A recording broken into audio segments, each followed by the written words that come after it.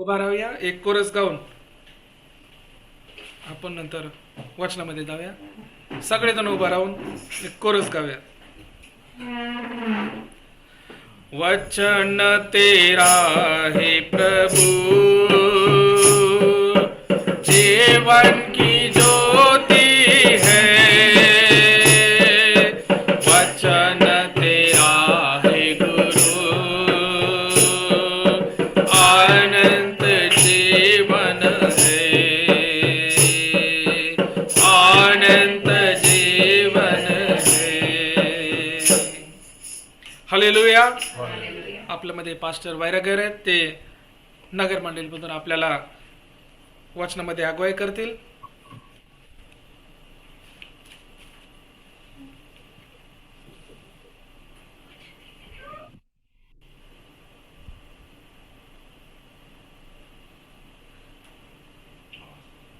Praise Lord. परमेश्वराच्या नावाला धन्यवाद असतो. सर्वांना प्रभूमध्ये सलाम. आजचं वचन प्रभूच्या कृपेने सर्वांच्या आशीर्वादाकरता मत्तयचा 16वा अध्याय आणि 26वा वचन, 26-27. यदि मनुष्य सारे जगत को प्राप्त करे और अपने प्राण की हानि उठाए तो उसे क्या लाभ होगा? या मनुष्य अपने प्राण के बदले क्या देगा? मनुष्य का पुत्र अपने स्वर्गदूतों के साथ अपने पिता की महिमा में आएगा और उस समय वह हर एक को उसके कामों के अनुसार प्रतिफल देगा. आमीन. आपण या वचनासाठी प्रार्थना करूया. पवित्र पवित्र पवित्र अतिपवित्र सर्वसमर्थ आमचे जिवंत देवा, तुला आम्ही आदर मान सन्मान गौरव दो ह्या वेळेसाठी बाप्पा. आज तुझ्या चरणाजवळ तू आम्हाला एकत्रित केलंस प्रभू. आजची ऑनलाईन मीटिंग आम्ही तुझ्या हातात समर्पित करतो, सोपवतो देवा. प्रभू, आज जे जे ऑनलाईन मीटिंग साठी जुटलेले बाप्पा प्रभू, त्यांना तू आशीर्वादित कर. आजचं वचन प्रभू तू आम्हा सर्वांकरता आशीर्वादाचं कर बाप्पा. आम्हाला समजणार मन आणि अंतःकरण तू दे बाप्पा, आणि या वचनाद्वारे तू आमची भेट घे. प्रार्थना आभार प्रदर्शनासह येशू मसीहाच्या नावात केली म्हणून पित्याचा ऐक. आमेन. पुन्हा आपण सर्वजण खाली बसूया.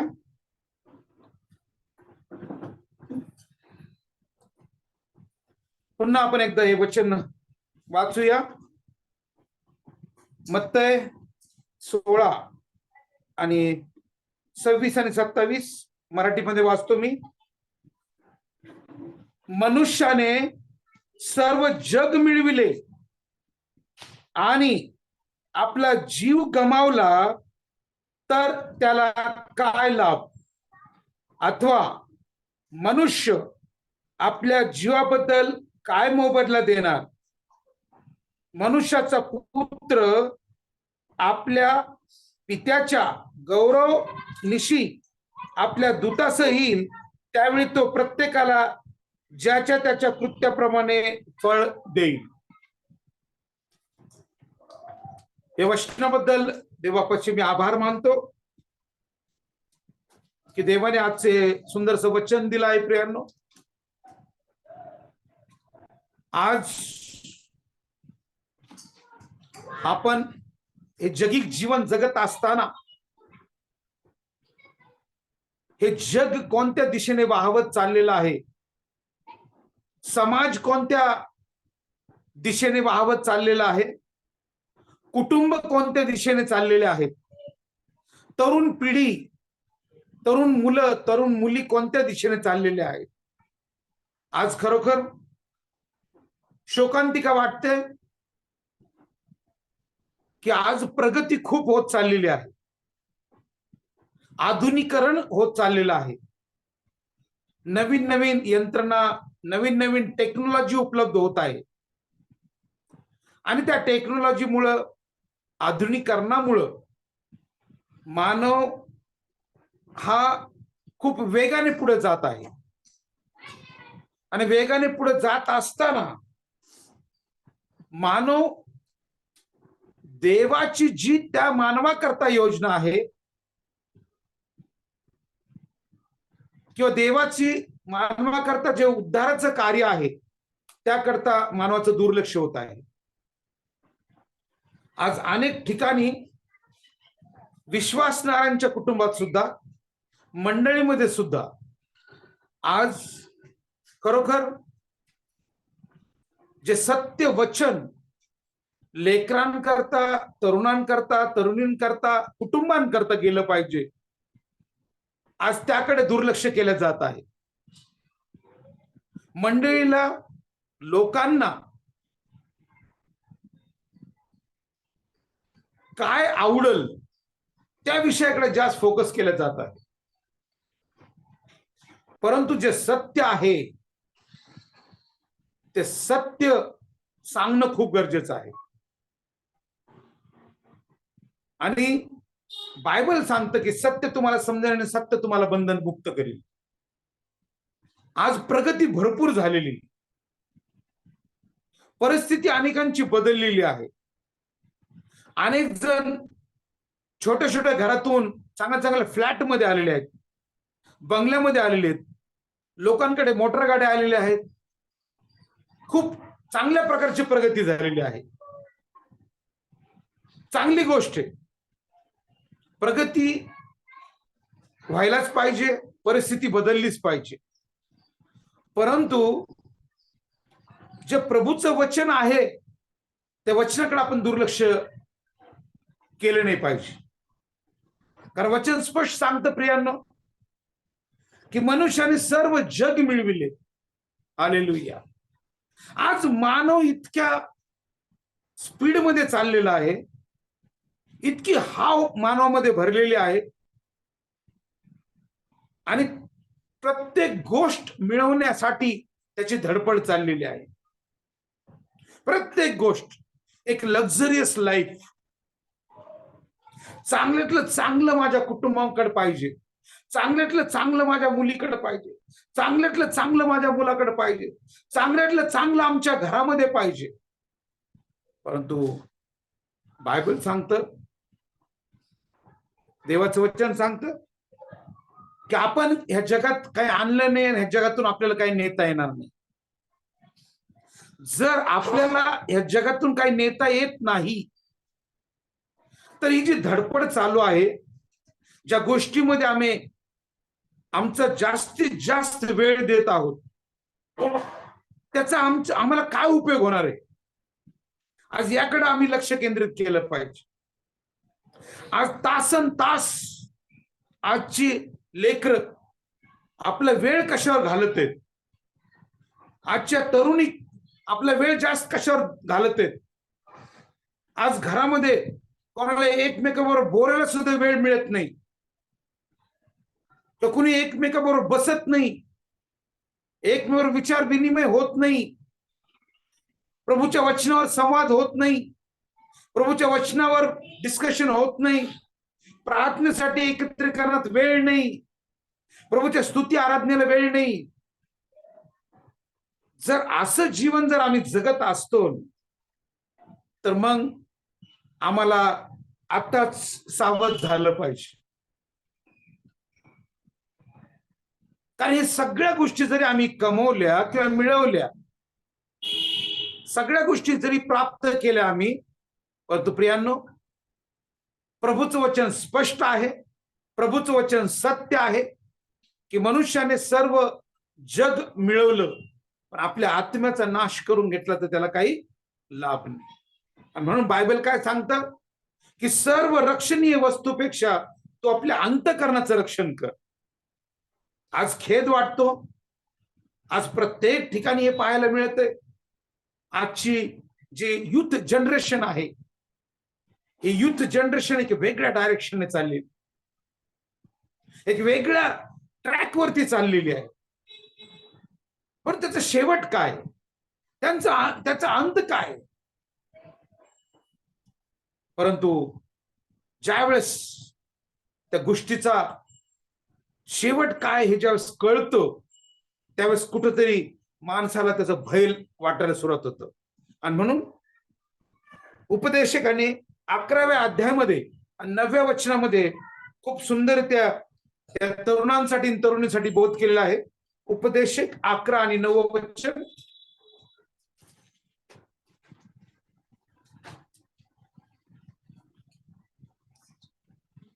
अकरावा अध्याय उपदेशक 11 आणि 9. हे जवान, अपनी जवानी में आनंद कर और अपनी जवानी के दिनों में मगन रह, अपनी मनमानी कर और अपनी आंखों की दृष्टि के अनुसार चल, परंतु यह जान रख कि इन सब बातों के विषय में परमेश्वर तेरा न्याय करेगा. हालेलुया. काय होणार आहे प्रियांनो? काय सांगितले वचनामध्ये की तरुण आपल्या तारुण्यात आनंद कर, तुझ्या तारुण्याच्या दिवसात तुझे हृदय तुला उल्हास देव, तू मनास वाटेल त्या मार्गाने नजरेस तसंच चाल, पण या सर्व बद्दल देव तुझा झाडा घेईल.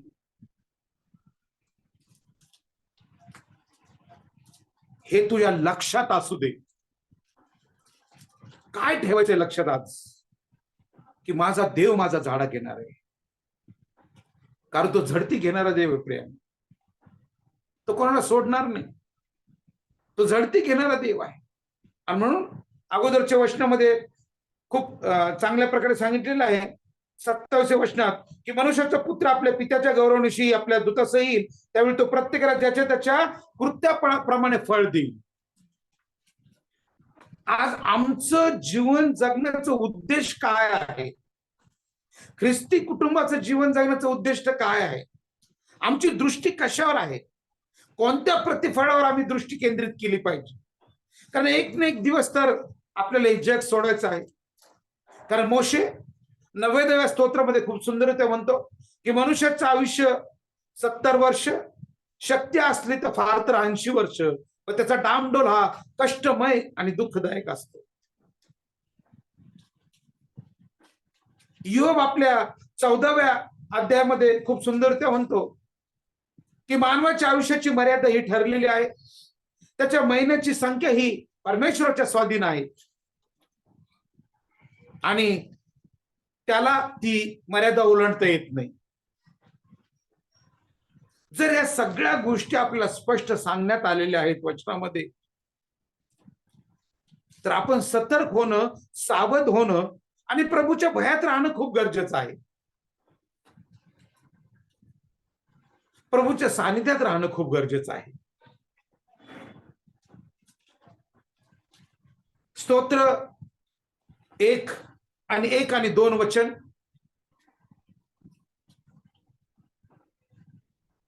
क्या ही धन्य है वह पुरुष जो दुष्टों की युक्ति पर नहीं चलता और न पापियों के मार्ग में खड़ा होता और न ठट्ठा करने वालों की मंडली में बैठता है, परंतु वह तो यहोवा की व्यवस्था से प्रसन्न रहता और उसकी व्यवस्था पर रात दिन ध्यान करता है. हालेलुया. कोणाला धन्य म्हणलेले प्रियांनो? या ठिकाणी स्तोत्रसंहिता याचा पहिला अध्याय 1 आणि 2 वचन. जो पुरुष दुर्जनांच्या मसलतीने चालत नाही, पापी जनांच्या मार्गात उभा राहत नाही आणि निंदकाच्या बैठकीत बसत नाही, तर परमेश्वराच्या नियमशास्त्रात रमतो, त्याच्या नियमशास्त्राचे रात्रंदिवस मनन करीतो, तो धन्य. काय केलं पाहिजे? प्रभूच्या वचनाचं मनन केलं पाहिजे, प्रभूच्या वचनाचं चिंतन केलं पाहिजे. त्याला धन्य म्हटलेलं आहे. आज प्रत्येकाला वाटतं की माझी प्रगती झाली पाहिजे. भौतिक प्रगती होते, भौतिक सुख मिळते, परंतु आध्यात्मिक दृष्टीने काय? आध्यात्मिक दृष्टीने आमची अवस्था कशी आहे? आध्यात्मिक दृष्टीने जरी भौतिक परिस्थितीमध्ये आम्ही खूप काही मिळवलेलं आहे, खूप काही आमचं स्तर उंचावलेलं आहे, परंतु आध्यात्मिक दृष्टीने आजही आम्ही दरिद्री आहोत का? आध्यात्मिक दृष्टीने आजही आम्ही लाचार आहोत का? आध्यात्मिक दृष्टीने आजही आम्ही खालच्या स्तरावर आहोत का? या गोष्टीचा विचार केला पाहिजे. जशी आमची भौतिक परिस्थिती बदललेली आहे, त्याचप्रमाणे आमची आध्यात्मिक परिस्थिती सुद्धा बदलली पाहिजे. आमची आध्यात्मिक वाढ झाली पाहिजे. आम्ही भौतिक परिस्थितीसाठी किती वेळ देतो? 8 तास, 12 तास, 14 तास ओव्हर टाइम. मग आमच्या आध्यात्मिक परिस्थितीसाठी आम्ही काय करत आहोत आज? त्यावर आम्ही विचार केला पाहिजे. त्या गोष्टीकडे आम्ही लक्ष केंद्रित करत नाही. आणि त्याच गोष्टी आम्हाला रिवॉर्ड देणार आहेत, त्याच गोष्टी आम्हाला प्रतिफळ देणार आहेत, त्याच गोष्टी आम्हाला आशीर्वादित करणार आहेत. आम्ही एक बायबलमध्ये खूप चांगला दाखला आम्हाला पाहायला मिळतो. लूकाचा 16वा अध्याय,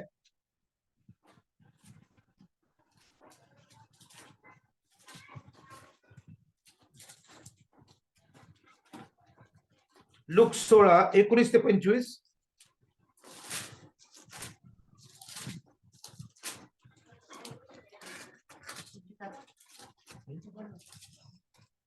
लूक 16, श्रीमंत मनुष्य व दरिद्री लाजार. कोणी एक श्रीमंत मनुष्य होता. तो जांभळी व तलम वस्त्रे घालीत असे आणि दररोज थाटामाटाने ख्याली खुशाली करीत असे. या ठिकाणी एका श्रीमंत मनुष्याबद्दल सांगितलेलं आहे, त्याचं वर्णन करण्यात आलेलं आहे. तो जांभळी व तलम वस्त्रे घालीत असे, दररोज थाटामाटाने ख्याली खुशाली करीत असे. आणि अपोजिट डायरेक्शनला एक दरिद्री लाजार आहे.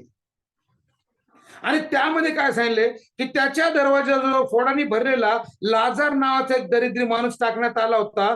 त्या श्रीमंताच्या मेजावून खाली पडेल, त्यावर आपले पोट भरावे अशी त्याची इच्छा असे, शिवाय कुत्री येऊन त्याचे पोट चाटीत असत. पुढे असे झाले की तो दरिद्री माणूस मेला आणि देवदूताने त्याला अब्रामाच्या उराशी नेऊन ठेवलं.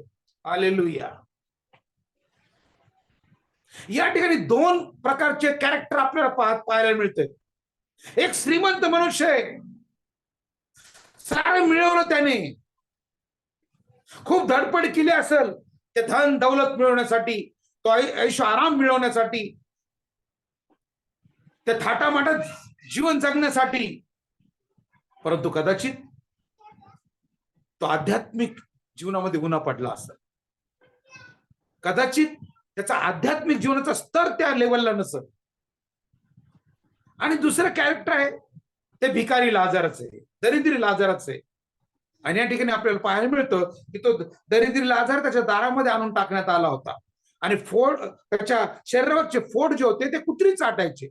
आणि एक दिवशी असं होतं की तो दरिद्री लाजार मृत्यू पावतो. दरिद्री लाजार मृत्यू पावतो. पण प्रियांनो, या ठिकाणी तुम्हाला सांगू द्या, या ठिकाणी गोष्ट घडलेली की या ठिकाणी काय झालेले, 22वे वचन, की पुढे असे झाले की तो दरिद्री माणूस मेला आणि देवदूतांनी, हालेलुया, देवदूतांनी त्याला अब्रामाच्या उराशी नेऊन ठेवलं.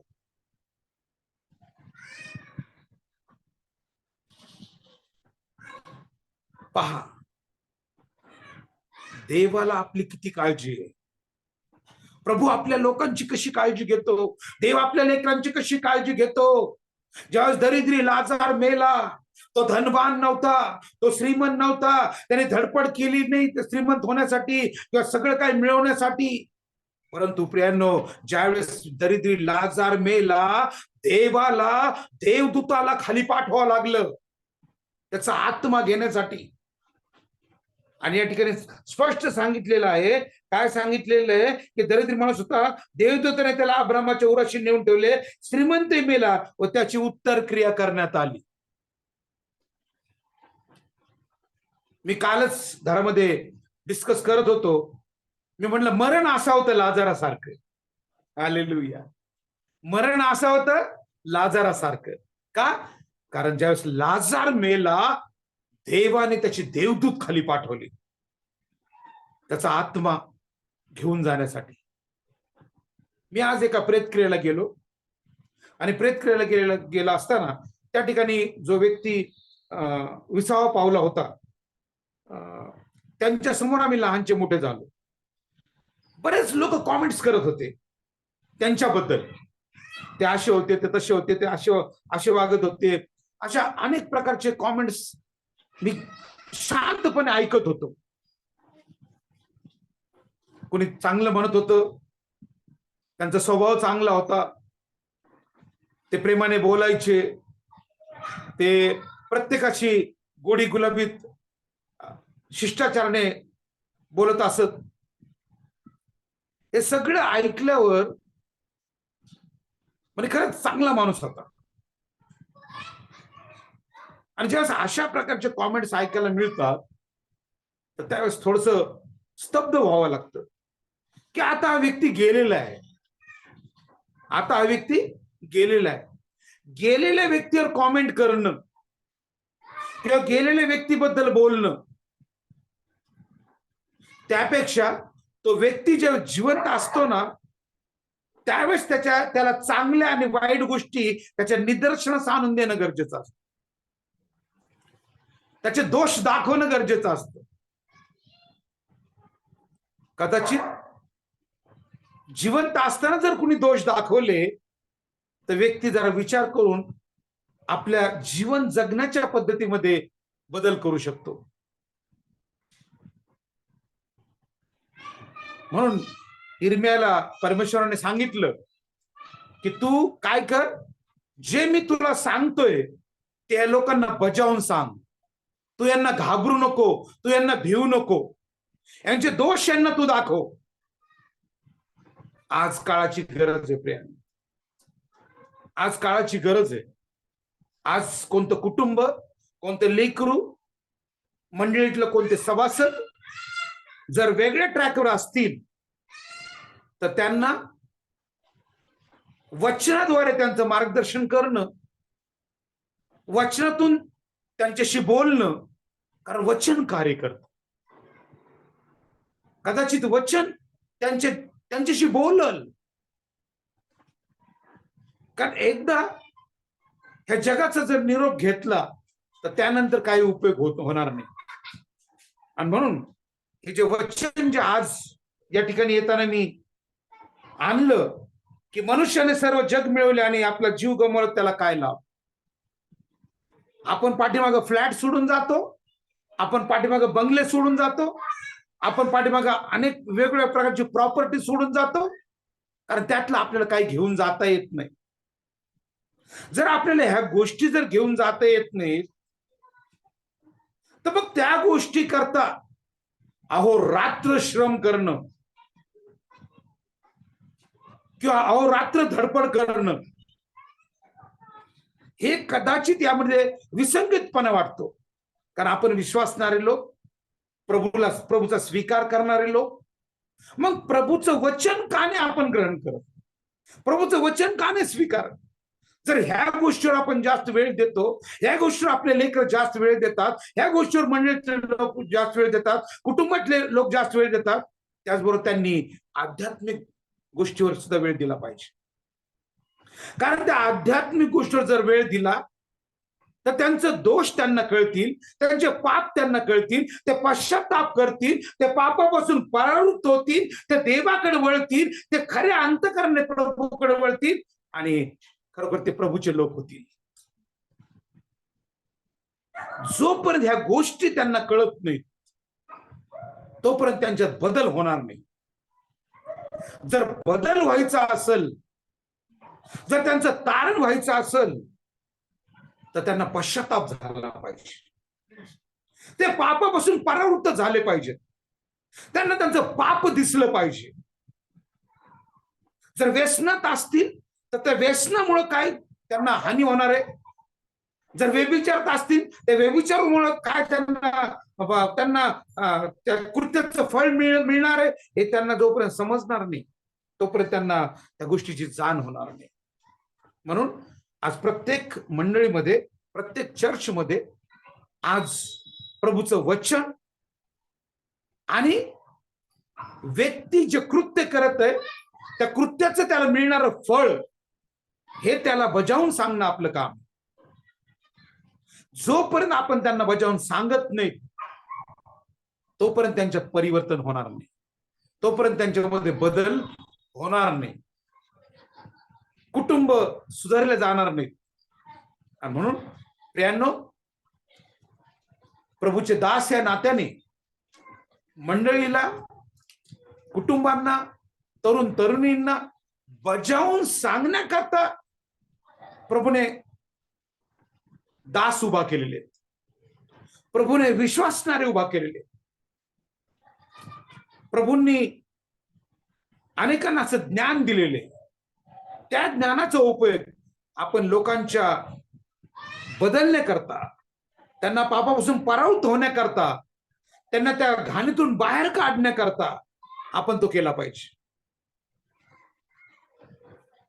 आपण याकडे जर दुर्लक्ष केलं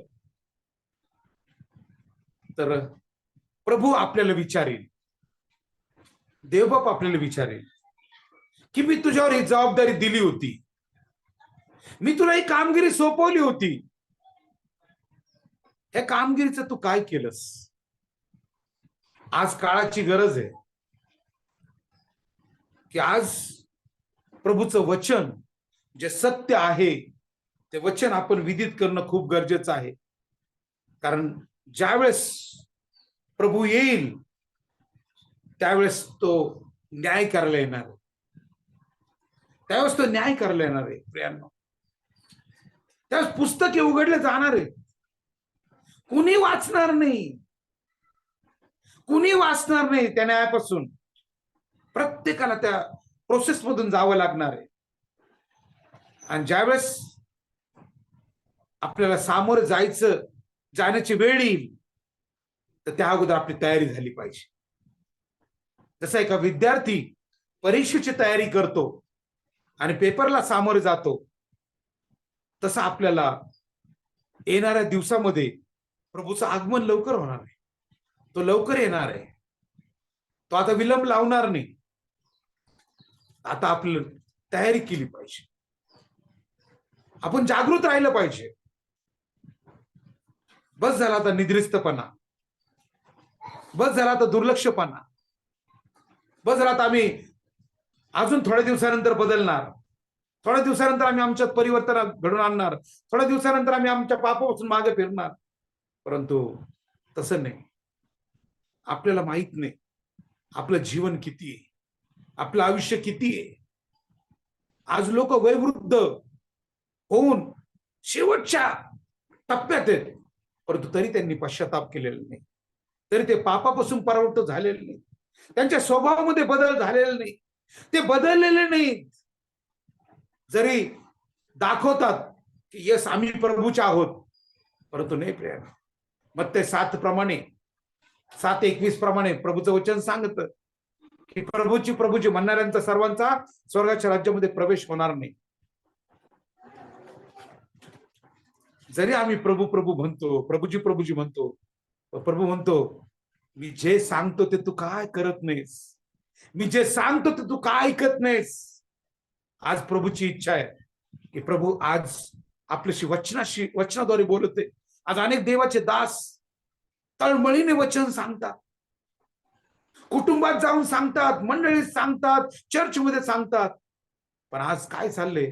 आज केवळ संडेला चर्चमध्ये यायचं, संडे पुरतं वचन ऐकायचं, आठवड्याभरानंतर तो पूर्ण गॅप, त्यानंतर परत रविवारीच भेट घ्यायची.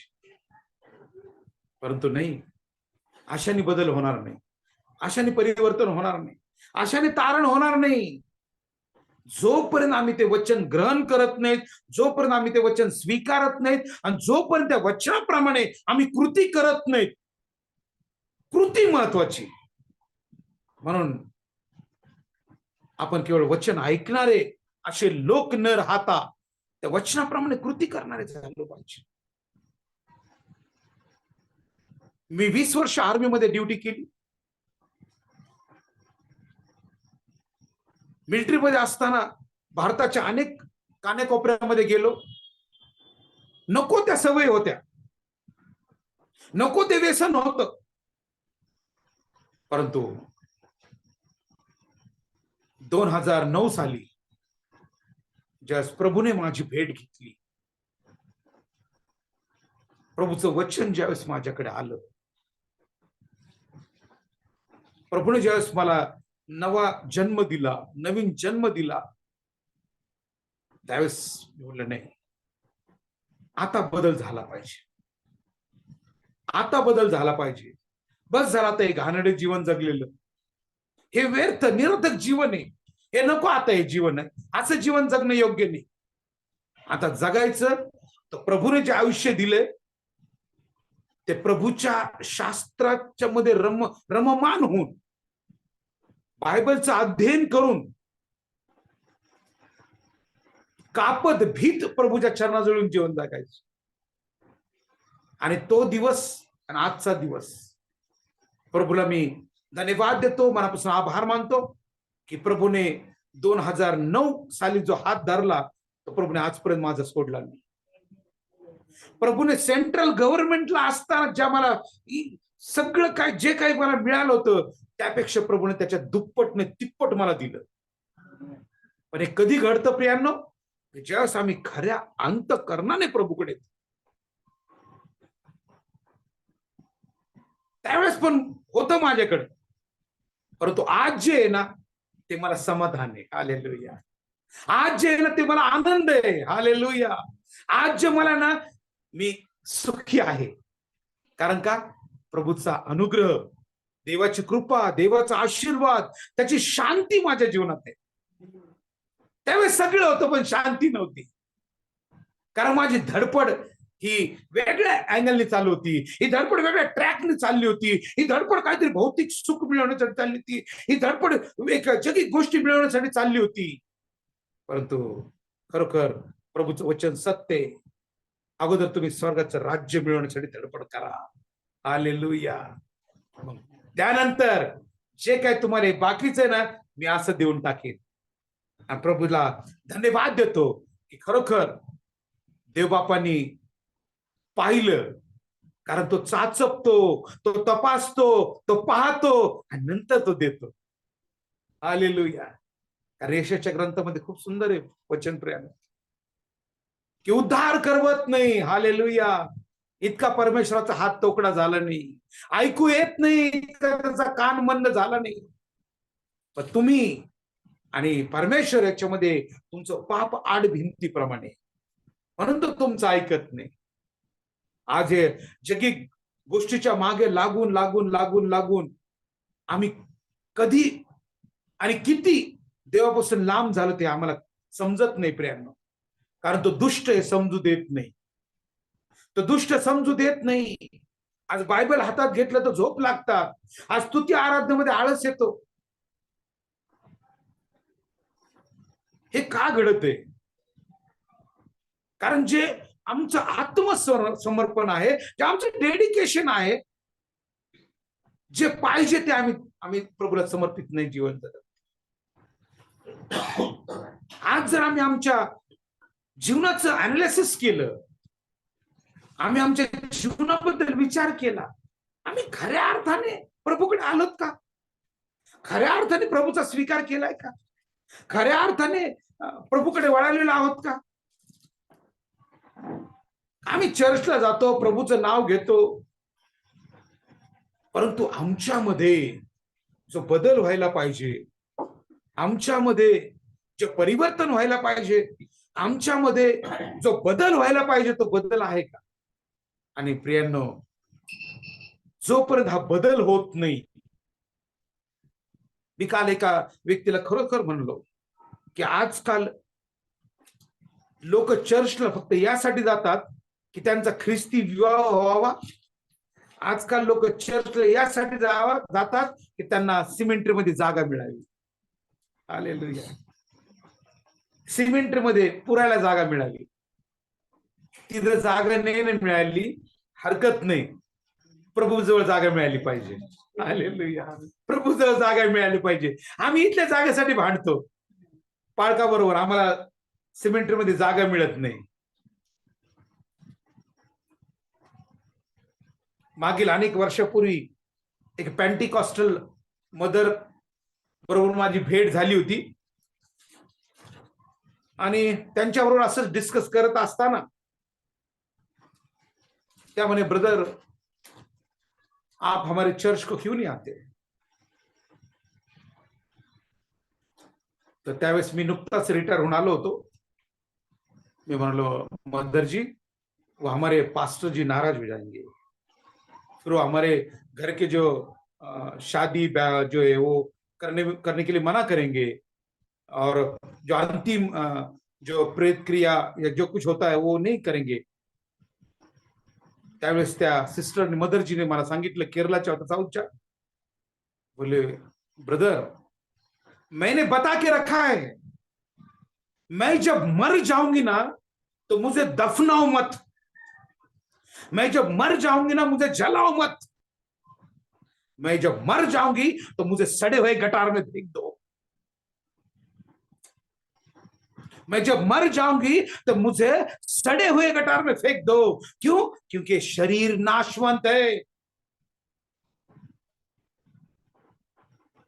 आत्मा प्रभु के पास जाना चाहिए, आत्मा प्रभु के पास जाना चाहिए. त्यावेळेस त्या खरखर सिस्टरचं मी इतकं लक्षात नाही घेत की काय म्हणत आहेत आणि काय नाही. पण ज्यावेळेस प्रभूच्या वचनाद्वारे देवबापांनी माझी भेट घेतली, त्यावेळेस ते आजही मला आठवतं आणि डोळ्यात अश्रू येतात. महत्वाचं काय? शरीर की आत्मा. आपण शरीराची खूप काळजी घेतो, आणि त्या शरीराच्या काळजीपोटी ही जगिक धडपड चालू आहे. या शरीराच्या काळजीपोटी आम्ही धावपळ करत आहेत, या शरीराच्या काळजीपोटी आम्ही अधिक अधिक मिळवण्याचा प्रयत्न करत आहेत. परंतु ज्यावेळेस हे नाशवंत शरीर एक ना एक दिवस विसावा पावणार आहे, आणि जो परमेश्वराने दिलेला आत्मा तो त्याचकडे परत जाणार आहे. हालेलुया. म्हणून पवित्र शास्त्रामध्ये खूप सुंदर वचन आहे की सर्व रक्षणीय वस्तूपेक्षा तो आपल्या अंतःकरणाचं विशेष रक्षण कर. आज आम्ही कशाचं रक्षण करत आहोत आणि कशा करता एवढी धावपळ चाललेली? हे जगिक जीवन, कौटुंबिक जीवन जगत असताना धावपळ करणं हे प्रत्येकाचं कर्तव्य आहे, पण त्याला काही मर्यादा आहेत, त्याला काही सीमा आहेत, त्याला काही सीमा आहेत.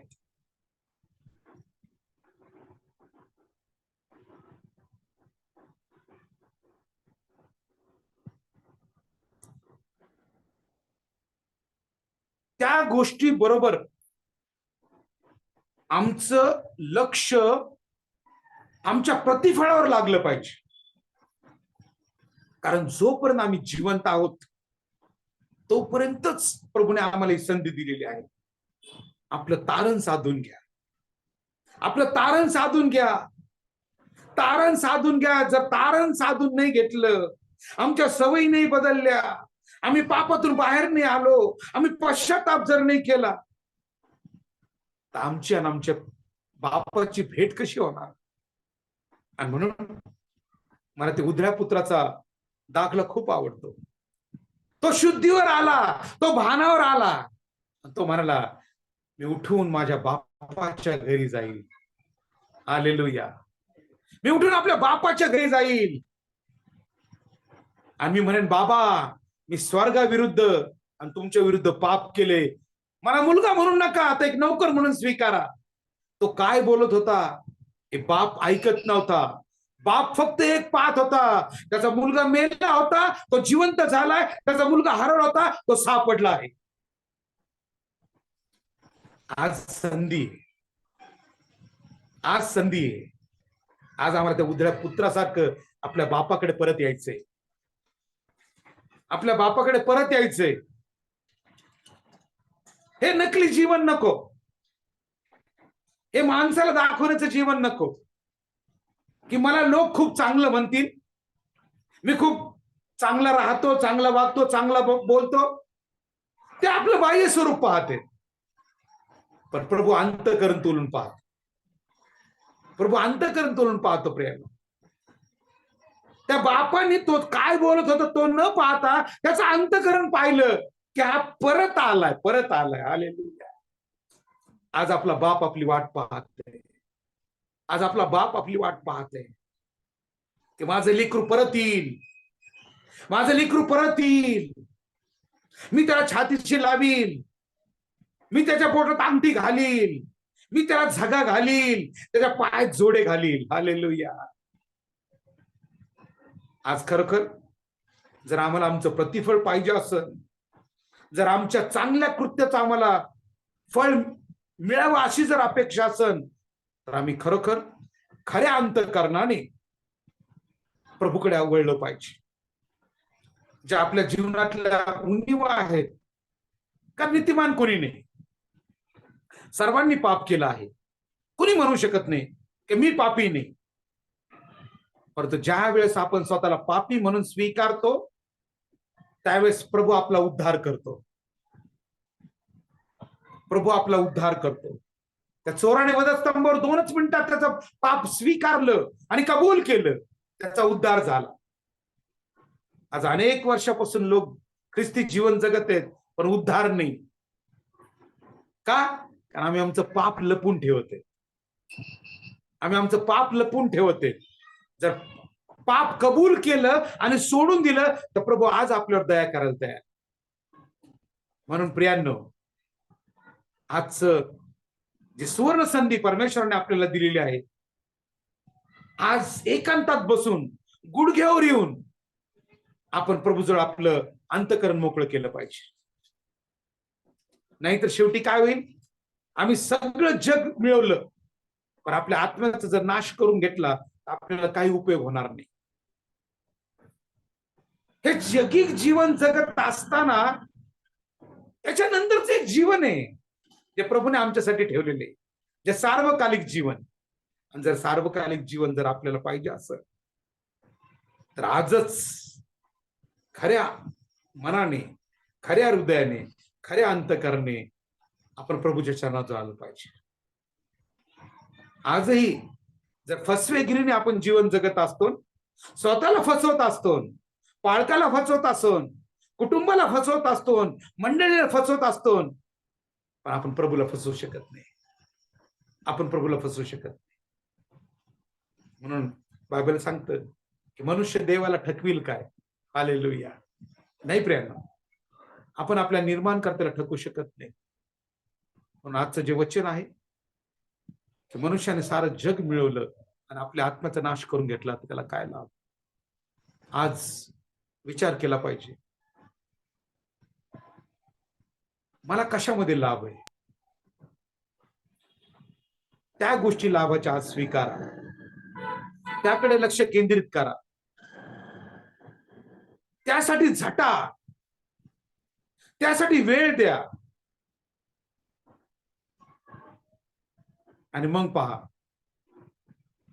की खरोखर प्रभू म्हणेल की शाब्बास भल्या विश्वासू दासा.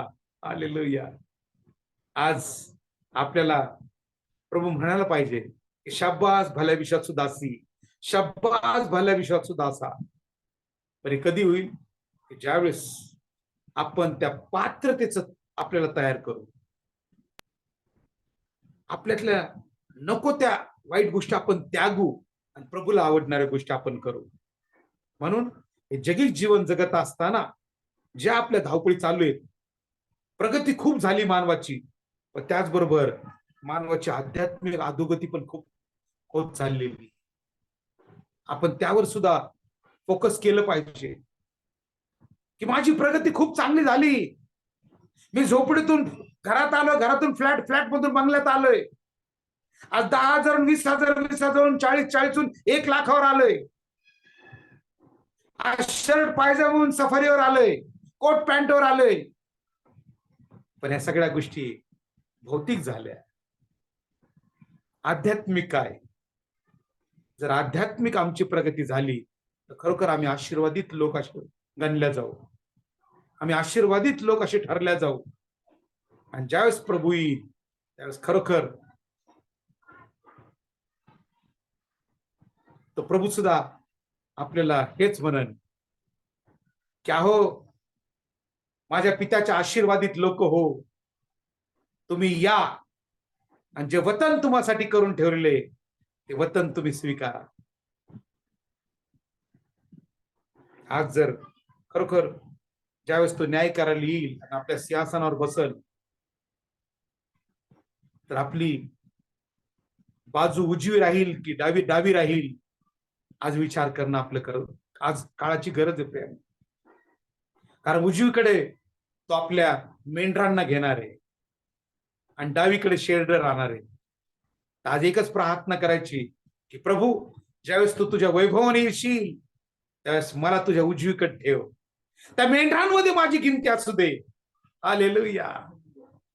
माझी गिनती शेरडामध्ये नको. आणि जर हे सर्व घडायचं असेल तर प्रियांनो, आजच तो दिवस आहे. म्हणून बायबल सांगतं की परमेश्वर प्राप्तीचा काळ आहे, तोपर्यंत त्याला शोधा. हे जीवन जे देवाने आज आपल्याला दिलेले, आज हा दिवस अनेक जण पाहू शकले नाहीत, पण आपण आशीर्वादित लोक आहोत की देवापणे आजचा दिवस आपल्याला दाखवला. कशा करता? त्या उधळ्या पुत्रासारखं मागं वळण्यासाठी. हालेलुया. ना की चैनबाजी करण्यासाठी, ना की विलासात जगण्यासाठी. मग आपण श्रीमंत मनुष्याचं पाहिलंच, तो जांभळी तल्लम वस्त्र वापरायचा, थाटामाटात राहायचा, ख्याली खुशाली करायचा. तसं जीवन आपल्याला नको. तसं जीवन आपल्याला, आणि तसं मरणही आपल्याला नको. मरण असावं लाजाराप्रमाणे. लाजार मेला, देवाने त्याच्या दूतांना पाठवून त्याचा आत्मा न्यायला सांगितलं. हालेलुया. प्रेत क्रियाला किती लोक येतात त्याला महत्व नाही. आपण जेव्हा जातो ना, तर देवदूत येऊन आपला आत्मा घेऊन गेले पाहिजे. देवबाप करो तुम्हा सर्वांना आज देवबाप ह्या वचनाद्वारे आशीर्वादित करो. हे वचन आज स्वीकारा. या वचनावर चिंतन करा, मनन करा. आजपर्यंतची धावपळ, आजपर्यंतची धडपड, आजपर्यंतचा माझा वेळ, आजपर्यंत मी कोणत्या गोष्टीवर जास्त लक्ष केंद्रित केलंय, या सगळ्या गोष्टीबद्दल विचार करा बहिणींनो, विचार करा भावांनो, विचार करा तरुणींनो, विचार करा तरुणांनो.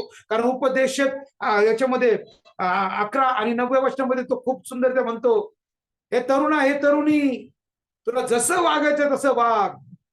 ज्या वाटेने जायचं त्या वाटेने जा, जे खायचं ते खा, जे प्यायचं ते पी. पण एक लक्षात ठेव, या सर्व गोष्टीचा तुला एक दिवस झाडा द्यायचा.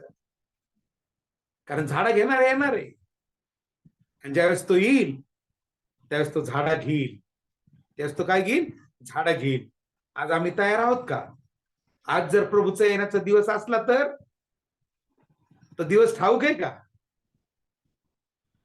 आजची रात्र, उद्याचा दिवस, प्रभूचं आगमन कधी येणार माहित आहे का? नाही माहित. मग आपण तयार झालो पाहिजे, आपण जागृत झालो पाहिजे, आपण तयारीला लागलो पाहिजे. नाहीतर आपली परिस्थिती त्या 5 मूर्ख कुमारी सारखी होईल. कारण त्या पण वराला सामोरं व्हायला गेल्या, शहाण्या वराला सामोरे व्हायला गेल्या, परंतु आत कोण गेल्या? शहाण्या गेल्या. कारण का? कारण त्यांनी दिवे घेतले होते आणि त्यासोबत त्यांनी भांड्यात तेल सुद्धा घेतलं होतं. त्यांनी पूर्ण तयारी केली होती. वेळ कोणासाठी थांबत नाही, वेळ कोणाची वाट पाहत नाही. कदाचित आज जे भूतलावर निवर्तलेले आहेत त्यांचा हा शेवटचा दिवस होता. त्यांना संधी त्यांनी साधली असेल तर ते आशीर्वादित, नाहीतर ते श्रीमंत मनुष्यासारखे अधोलोकात, पण लाजार गेला सुख लोकात. आज आम्हाला कुठं जायचंय? आज जर आम्हाला सुख लोकात जायचं असेल तर आज काळाची गरज आहे. आज आपण आपलं आत्मचिंतन करावं, परीक्षण करावं आणि खऱ्या मनाने, खऱ्या अंतःकरणाने पश्चाताप करून आपल्या सगळ्या वाईट सवयी त्यागून प्रभूकडे येणं काळाची गरज आहे. नाहीतर मग शेवटी वचन आपलं काम करेल, प्रभू न्याय करेल. आणि ह्या वचनाप्रमाणे मनुष्याचा पुत्र आपल्या पित्याच्या गौरवानिशी आपल्या दूतास येईल त्यावेळी तो प्रत्येकाला ज्याच्या त्याच्या कृत्याप्रमाणे फळ देईल. आमचे कृत्य कोणत्या फळाच्या लायकीचे आहेत, आज त्याचं पण आपण विचार करणं खूप गरजेचं आहे. म्हणून देवाला आवडणारं जीवन जगणं गरजेचं आहे. देवाला आवडणारं जीवन, मनुष्याला आवडू किंवा नाही आवडू, पण प्रभूला आवडणारं जीवन जगा. प्रभूला आवडणारं जीवन जगा, कारण तो आपल्याला प्रतिफळ देणार आहे. तुम्ही शांत रीतीने ऐकलं, त्याबद्दल ऑनलाईन मध्ये जुडलेल्या प्रत्येक बहिणीचं, प्रत्येक भावाचं, प्रत्येक दासाचं मी मनापासून आभार मानतो. पुन्हा एकदा या एंड टाइम मिनिस्ट्रीने ऑनलाईन मेसेज देण्याची संधी दिली, त्याबद्दल त्यांचे आभार मानतो. देवबाप आपल्या सर्वांना आशीर्वादित करो आणि खरोखर प्रभूला आवडणारं जीवन जगण्यासाठी प्रभू आपल्या सर्वांना कृपा पुरव, हीच आपण ईश्वरचरणी आपण नम्र प्रार्थना करूया. यापुढचा वेळ पास्टर प्रमोद यांच्याकडे मी सुपूर्द करतो. थँक्यू.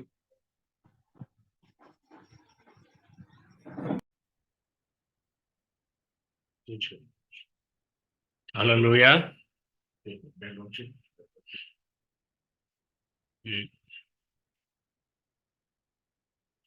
हालेलुया.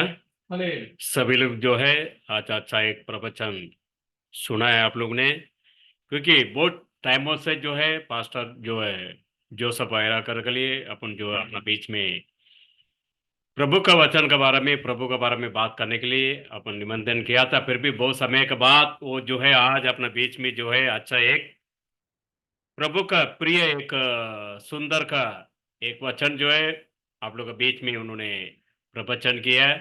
ये सही बात है. मनुष्य जो है हमेशा क्या कर देता है, प्रभु को भूल जाता है. क्योंकि मनुष्य जो है हमेशा रविवार का दिन ही प्रभु को याद करता, बाकी 6 दिन किधर हो जाता है, दुनिया के अंदर, दुनियादारी के अंदर नाच गाना, किधर पार्टी चलता है, किधर क्या मिलता है, किधर पैसा मिलता है, सभी संगति में मनुष्य का विचार और योजना रहता है. लेकिन संडे आ गया तो पास्टर ने एक अच्छा बात बताया, मरने के बाद उसको किधर चाहिए जगह, सिमेंट्री के लिए चाहिए. इस संगति को लोग खोजता है. लेकिन प्रभु का वचन संहिता के अंदर इसी प्रकार से बोलता है, 33वां अध्याय के अंदर बोलता है, क्योंकि मैं एक दो बात बोल के पास्टर का हाथ में अपन प्रार्थना के लिए सौंप देंगे. क्योंकि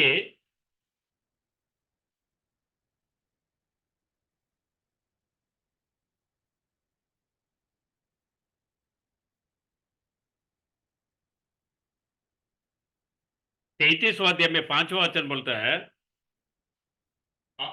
वो वो धर्म और न्याय से प्रीति रखता है. धर्म और न्याय से क्या करता है, बस हो गया ब्रदर. धर्म और क्या करता है, न्याय से प्रभु के जो है प्रिय रहता करके कलाम बोलता है. आज आपका पास, हम सभी का पास ये 2 चीज है क्या, वो पहले क्या करना है, अपने आप को जांच पड़ताल करके लेना है. अगर नहीं है, आज भी प्रभु अपना जीवन के अंदर क्या दिया है, समय दिया. अपने आप को क्या करो, तुम्हारे अंदर, हम सभी का अंदर क्या होना चाहिए, प्रभु धर्मी है तो अपना अंदर भी क्या होना चाहिए, धर्मी होना चाहिए. जब जाके वो पिता जो है प्रभु यासुआ में से आज भी इंतजार कर रहा है, मेरा बेटा मेरा बेटी जो है उसके लिए मैं इंतजार में खड़ा हूं. उसका काम जो मैंने दिया था वो काम को करके क्या किया है, मेरा सामने लौट के आ रहा है. ये धर्म का क्रिया, उत्तम का क्रिया, सच्चाई का क्रिया, ये पूरा कुछ जो है मेरे लिए संसार के अंदर, उसका चाल चलन में, उसका हर एक बातों के अंदर मेरा क्रिया को उसी ने प्रकट किया करके प्रभु जो है क्या होता है, प्रिय होएगा और आपको पर पसंद होएगा. क्योंकि मसीहत के लोग जो है संगति का समय ही प्रभु को याद करता, बाकी समय में प्रभु को भूल जाता है. इस प्रकार से नहीं होना चाहिए. जैसे पास्टर जोसेफ आयराकर ब्रदर ने अपने बीच में प्रवचन किया, उस वचन का अनुसार अपने आप को जीने के लिए प्रभु का सामने हर एक दिन सुबह उठता है तो प्रभु का सामने सौंपना चाहिए. प्रभु मैं एक उत्तम का दौड़ में दौड़कर आपका मुकुट को पहनने के लिए प्रभु इस संसार के अंदर वो ताकत, वो विश्वास मेरा जीवन के अंदर आप देव करके प्रभु से मांगेगा तो नीचे जो है क्या करता है, प्रभु आपका जीवन में नीचे देता है. क्योंकि हर एक सेवक होने दो, विश्वासी होने दो, इस संसार के अंदर प्रभु लाया तो सभी के लिए एक काम दिया है. सेवक खाली प्रवचन सुनने के लिए नहीं है विश्वासी को, वो प्रवचन को विश्वास सुन के क्या करना चाहिए, विश्वास करना चाहिए. हर एक मनुष्य को क्या किया है, प्रभु ने काम दिया है, वो काम को करना है. प्रभु बहुत जल्दी आने वाला है। उसके लिए अपने आप को एक उत्तम कुंवारी का समान अपना आत्मा प्राण शरीर को क्या करना चाहिए, वचन का द्वारा, उपदेश का द्वारा और प्रभु का पवित्र आत्मा का द्वारा क्या करना चाहिए, अपने आप को शुद्ध करने के लिए उस स्थान में लाना चाहिए। उस पास्टर को प्रभु आशीर्वाद करे। बहुत समय के बाद अपने साथ में उस पास्टर ने जुड़ा है और इसके बाद जो है अपना बीच में पास्टर वायरा कर आगे आकर अग्र प्रार्थना करके इस सभा को खत्म करेंगे, क्योंकि ये जो मैसेज जो है आपको अगर नेटवर्क का इश्यू का वजह से अगर सुनने के नहीं हुआ तो आपको यूट्यूब के अंदर ये जो उपदेश जो है, ये संदेशा जो है रहेगा। जिसका भी अगर सुनना है आप लोग को जो है यूट्यूब के अंदर जाके या एंटा मिनिस्ट्री एंड ट्रस्ट करके उसके अंदर जाएगा तो आपको मिलेगा, वापस आप लोग इसको सुन सकता है, प्रभु के अंदर विश्वास के अंदर आगे बढ़ सकता है। आप सभी को प्रभु आशीर्वाद करे। मैं निबंधन करता हूँ पास्टर जोसेफ वायरा कर आके अपने बीच में जो है अग्र प्रार्थना कर कर इस सभा को खत्म करेगी।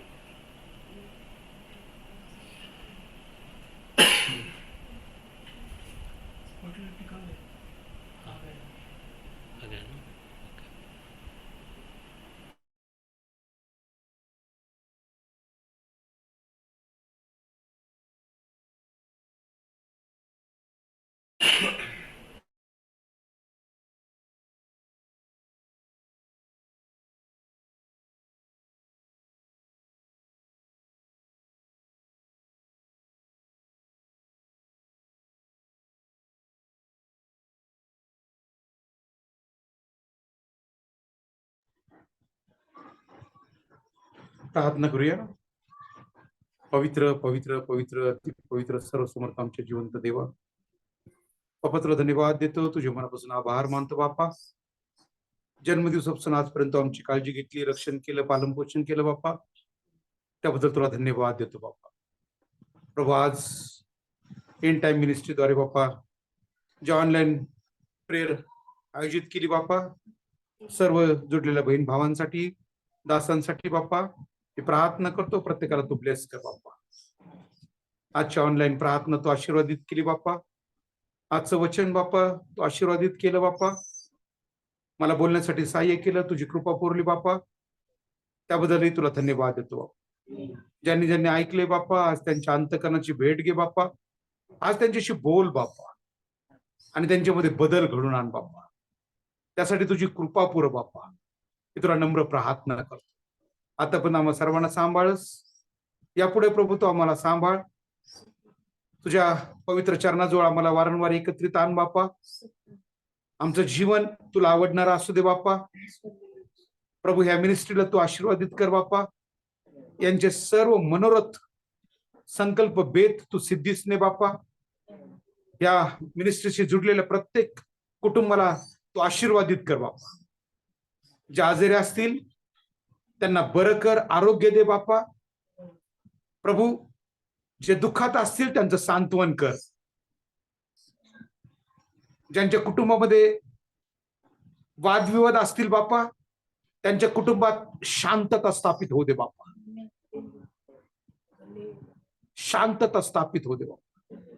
आणि आज मी येशू मसीहाच्या नावात डिक्लेअर करतो की प्रभू सर्व गडबडीच्या, गोंधळाच्या, किरकिरच्या, भांडणाच्या आत्म्याला आम्ही येशू मसीहाच्या नावात धमकावून लावतो आणि तुझी शांती आम्ही बहाल करतो. देवा दया कर बापा.